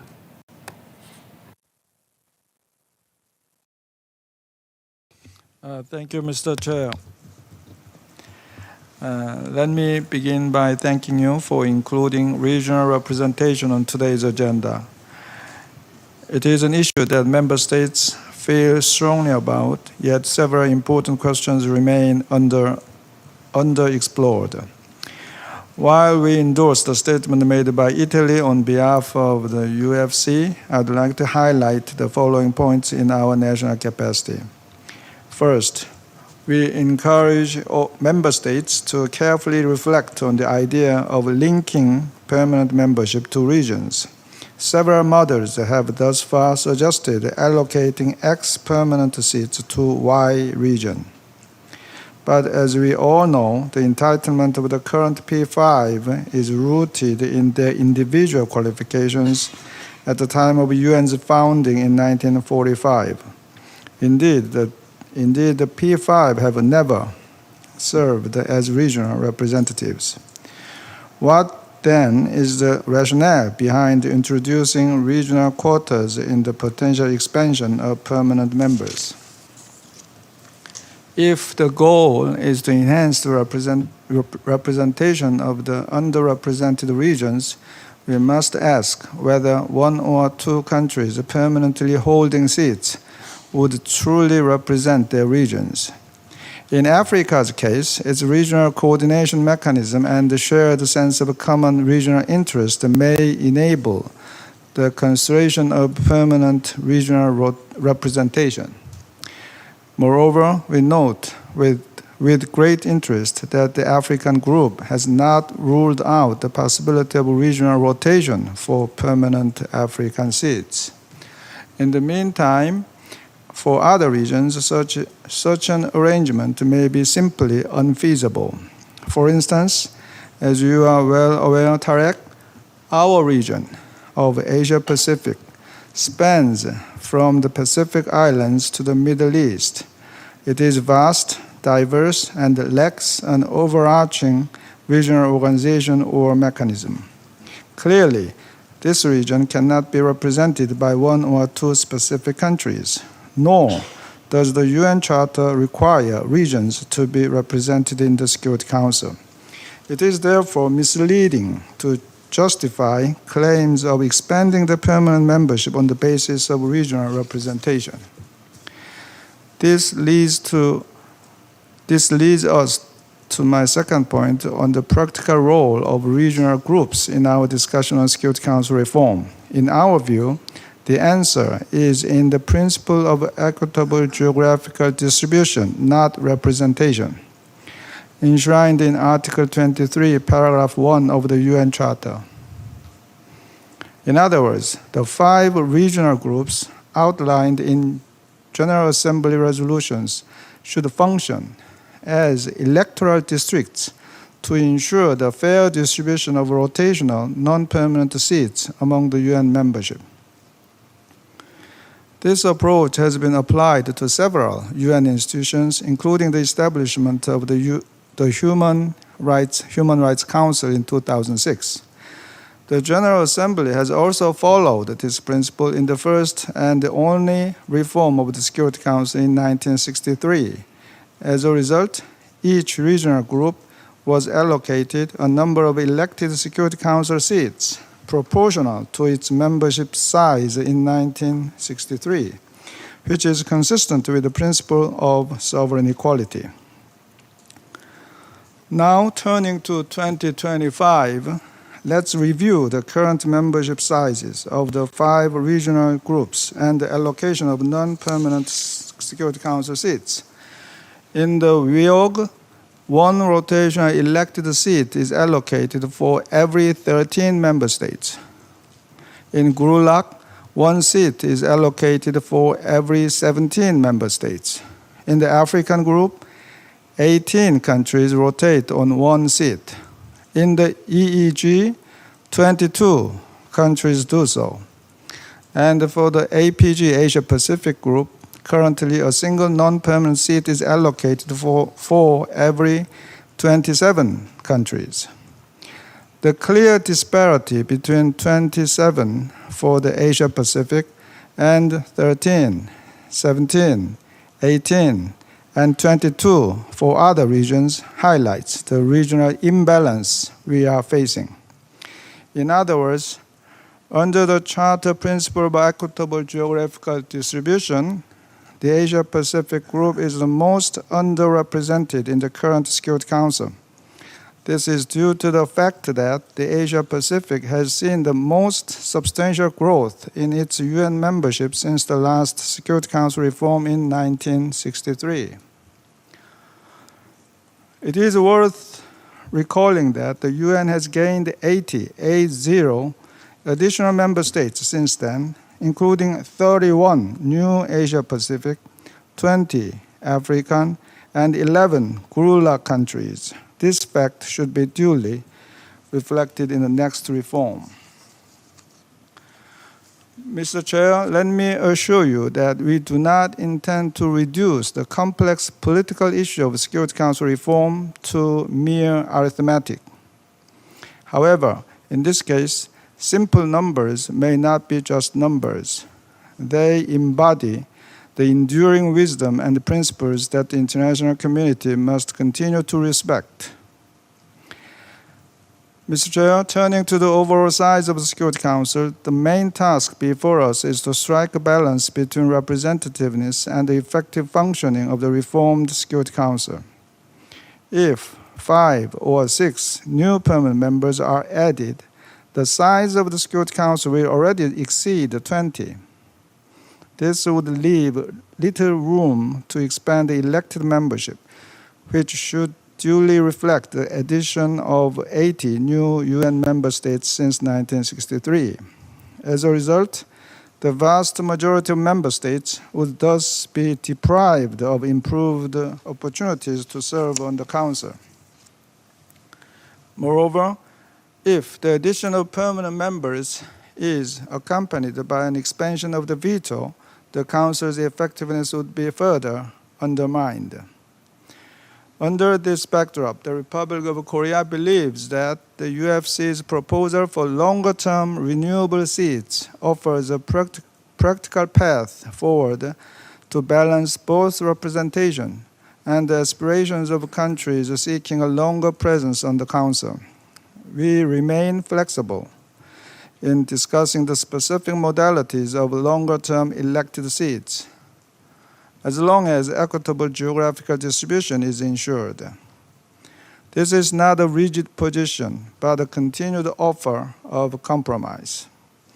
We will continue to rely on your facilitation in the IGN chair to enable an in-depth exchange of views among member states on the remaining divergences, including the specific points raised by my delegation today. Thank you, Mr. Chair.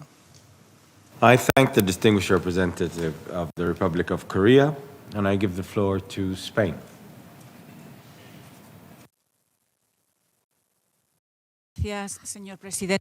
Thank you, Chairman.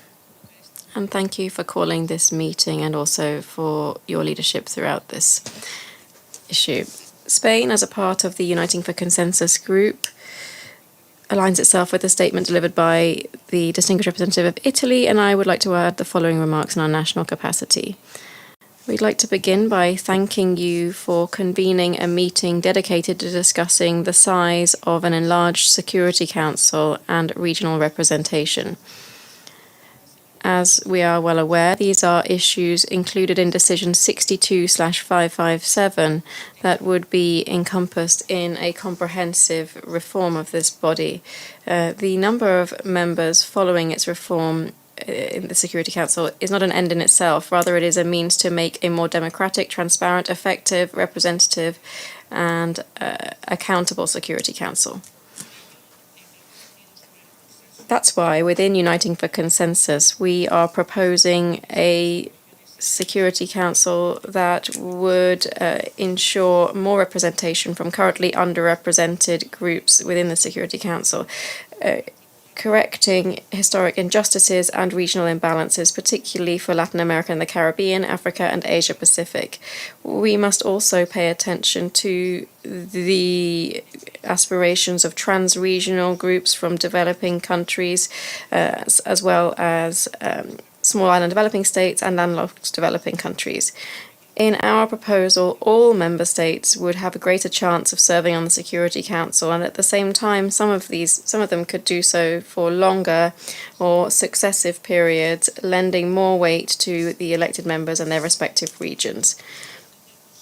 Chair, enlarging the Security Council should strike a balance between effectiveness and representation. This is a point that was already very eloquently spoken to by the permanent representative of Costa Rica in her statement. In this context, the Council's effectiveness would also benefit from a reform of its working methods, as well as either the elimination or the limitation of the veto. Definitively, today's debate shows once again how all of the issues set out in Decision 62/557 are closely interlinked. Thank you very much. I thank the distinguished representative of Spain, and I give the floor to the Russian Federation. Mr. Chair, we're grateful to you for conducting today's meeting to discuss thematic clusters on reform of the UN Security Council. We look forward to continuing to work very closely with you to achieve progress on the reform track during this session of the General Assembly. We note that the size of the Council and ensuring just regional representation on the Council will be the cornerstones for the successful functioning of this organ for many years to come. The political will of member states and their ability to take objective and balanced decisions in this regard will in large part determine what role the UN will play in the nascent multipolar world. The question is, will the Council's structure move with the times and take into account the growing role of the countries of the Global South, or will it continue to be determined by hangovers from the colonial era, when Western colonial powers dictated to their colonies policies and behaviors that were suitable for the colonizers? We call upon colleagues to approach this with a great sense of responsibility. As is known, Russia has consistently been in favor of expanding the representation on the Security Council of developing countries from Asia, Africa, and Latin America. That understanding, as far as we can judge, enjoys broad support. Those regions, in all of their diversity, make up the global majority, although on the Council, for well-known historical reasons, they do not constitute that majority. Preserving the status quo, which is characterized by a clear overrepresentation of Western countries on the Security Council, year after year is slowing down the process of strengthening the multipolar world. Today, many are talking about the historic injustice done to Africa, whose number of seats on the Council does not correspond to its contemporary role, the contemporary role of the continent in international affairs, nor the overall number of African states. Russia wholeheartedly agrees with that argument. It is particularly relevant because more than 70% of the issues that are on the Security Council's agenda are directly related to Africa. We also hear justified claims from states from the Asia-Pacific group and Latin America, whose interests are also not fully reflected in the current structure of the Council. We are convinced that at this stage of negotiations, it is no longer enough to talk about a numerical increase in the number of in the countries from the Global South without taking other factors into account. We are puzzled by the efforts of a number of states that are expressed, including in some of the models that have been presented, to increase the number of countries from the Western and Eastern European groups on the Council. If that were to happen, the nominal inclusion on the Security Council of states from underrepresented regions would not only go unnoticed, it would also reinforce the existing imbalances in the structure of regional representation. At the same time, in the pursuit of a regional balance, we mustn't lose sight of the need to preserve the effectiveness of the Council's work. To do that, it is vitally important that we keep the Council compact, ideally a number of members in the low 20s. Otherwise, an enlarged Council would end up being helpless and would descend into empty debates. In accordance with the annual report of the Security Council to the General Assembly for 2024, for which Russia was penholder, the formal and informal meetings of the Council took up a total of 711 hours. That is almost 10 more than in the previous year. If we were to imagine implementing the radical proposals to increase the Council to 30 members, then at the very least, the amount of time that the Council spends working would double, as would the expenditure on supporting it. And most importantly, an enlarged Council would find it much harder to take any decisions. Is that really what we're trying to achieve? Proposing such irresponsible options would mean dooming the Council to failure as soon as it started working in its new configuration.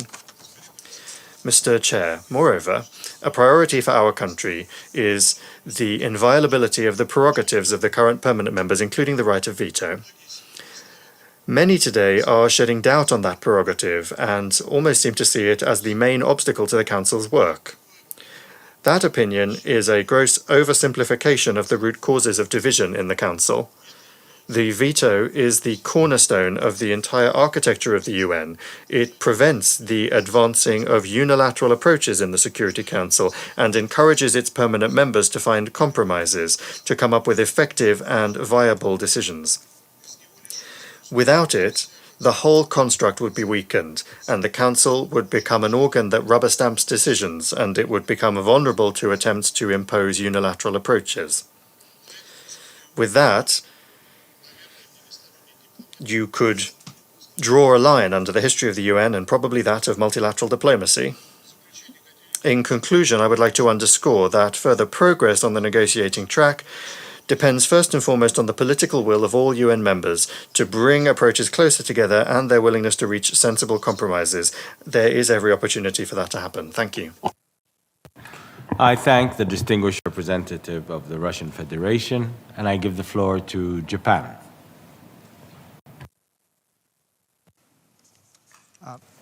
Thank you, Mr. Chair.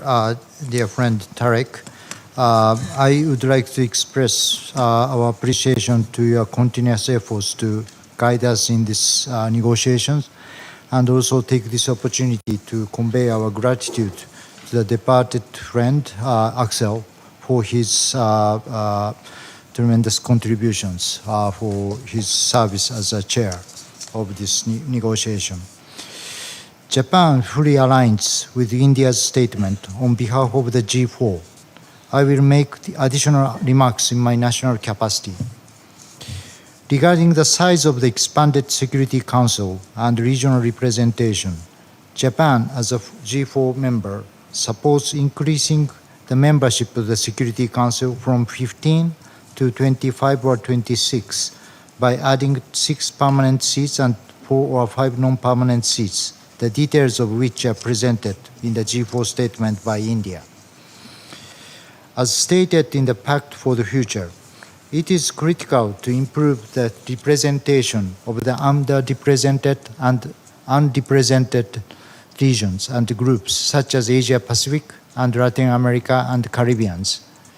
It is also imperative to redress the historical injustice against Africa as a priority, and in this regard, Japan strongly supports the common African position.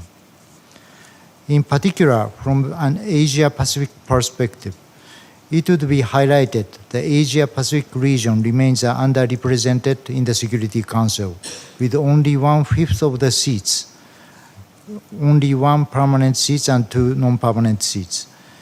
Only 1/5 of the seats, even though our region has 54 member states in the UN and contains more than half of the world's population. In order to become a non-permanent member of the Council, 53 countries in the Asia-Pacific group must compete for just 2 seats, which is the most competitive ratio of all the regional groups. Mr. Chair, the last September, the Secretary General stated, the United Nations Security Council is outdated and its authority is eroding. Unless its composition and working methods are reformed, it will eventually lose all credibility, end of the quote. To respond to this serious and real concern, the Security Council must be reformed as soon as possible to reflect the current world situation and be more representative and equitable. In this connection, Japan emphasizes an expansion in both permanent and non-permanent categories is essential. An expansion is only the non-permanent category will not address the existing imbalance in the Security Council. Mr. Chair, we must seize the opportunity of 80th anniversary of the founding of the United Nations and make tangible progress on urgently needed UNSC reforms. For that goal, it is in the interest of all those who support reform to move to concrete discussions on a consolidated model and to start text-based negotiations. Japan reiterates its commitment to continue to contribute constructively to this end. I thank you. I thank the distinguished representative of Japan, and I give the floor to China.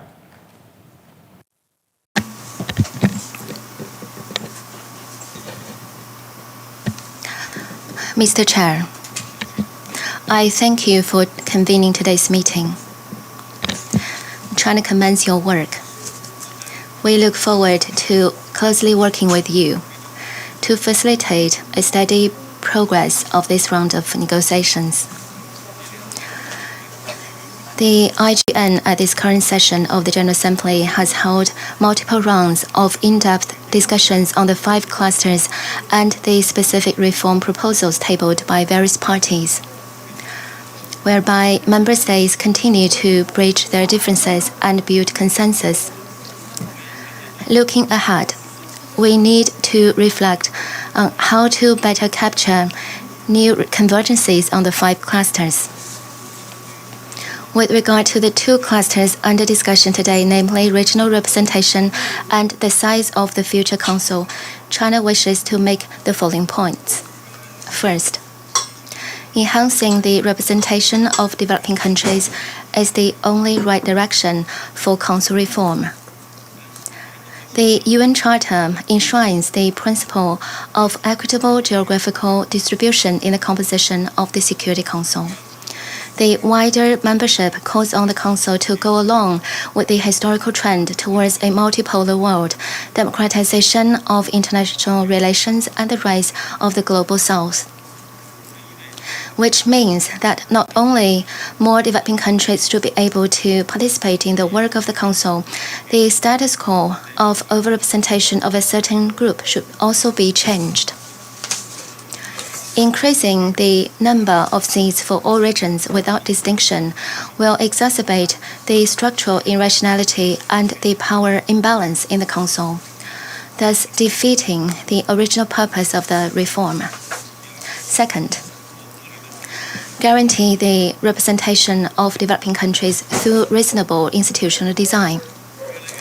An increasing number of countries are of the view that establishing regional rotating seats is a notion that is more fair and feasible and can effectively enhance the opportunity for developing countries, especially small and medium-sized countries, to serve on the Council. Different regions can decide on their own to allocate seats in ways befitting their local realities, whether through regional and sub-regional organizations or within the framework of the existing regional groupings of the UNGA. This issue can be resolved through further consultations. The key is to uphold fairness and rationality. Third, respect the uniqueness of a priority special arrangement for Africa. Africa is a continent that has suffered the greatest historical injustice and is the most underrepresented. It is precisely on this premise that priority treatment of Africa as a special case has been supported by the wider membership. Meanwhile, China also attaches importance to the aspirations of underrepresented regions and groups, including Arab states, Islamic countries, Latin American countries, and small island developing states. We hope that all member states will heed these voices and work together in good faith and constructively to find a way forward. Fourth, the size of the reformed Council should be the result of a package solution to the 5 clusters. To determine the size of the Council, first and foremost, we need to agree on some major issues, including membership categories, regional representation, and the right of veto. We must call a spade, balance size with effectiveness, and continuously improve the Council's working methods so as to ensure the effective performance of its duties. We hope that member states will continue to engage in conscientious and candid dialogue and consultations within the IGN, striving for a package solution to major issues of all areas in relation to the reform. Thank you, Chair. I thank the distinguished representative of China for his statement and would like to welcome you to New York and to the deliberations of the IGN. I give the floor to Micronesia.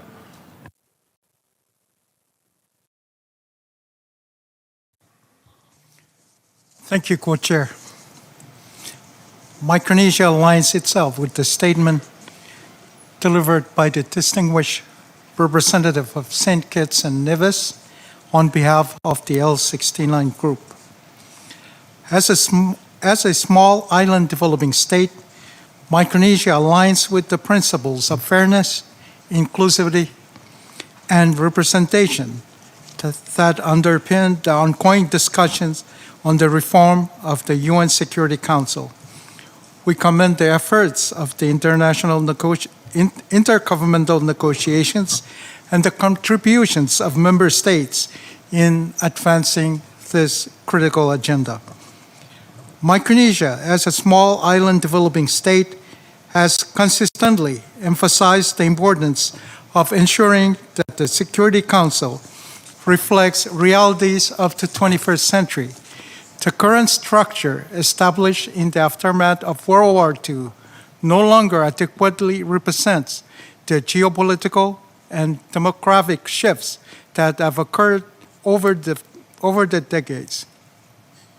The voices of developing nations, particularly from Africa, Asia Pacific, Latin America, and the Caribbean, remain underrepresented in both permanent and non-permanent categories of membership. As a member of the L69 Group, Micronesia strongly supports the group's call for a more representative, transparent, and an accountable Security Council. Its advocacy for an increase in both permanent and non-permanent seats with enhanced representation for developing countries resonate deeply with Micronesia's vision for a reformed council. We also affirm our commitment to the common African position as articulated in the Eswatini Consensus and the Third Declaration, which underscores the need for equitable representation for Africa.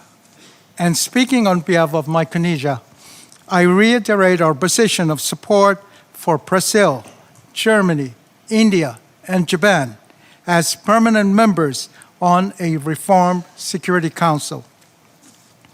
Micronesia believes that the inclusion of small island developing states and other vulnerable nations in the decision-making processes of the UN Security Council is essential to address global challenges effectively. Issues such as climate change, which is a security issue for small islands and which disproportionately affects cities, must be given due consideration in the Council's deliberations.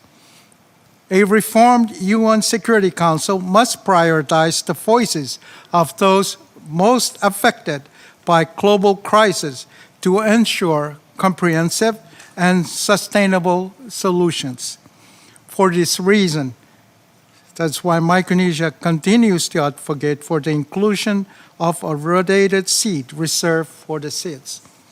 Micronesia reiterates its commitment to working collaboratively with member states to achieve a Security Council that is more inclusive, representative, and reflective of the aspirations of all countries. We urge all stakeholders to engage constructively and expedite the reform process to uphold the principles of justice and equity enshrined in the UN Charter. Thank you, Co-Chair.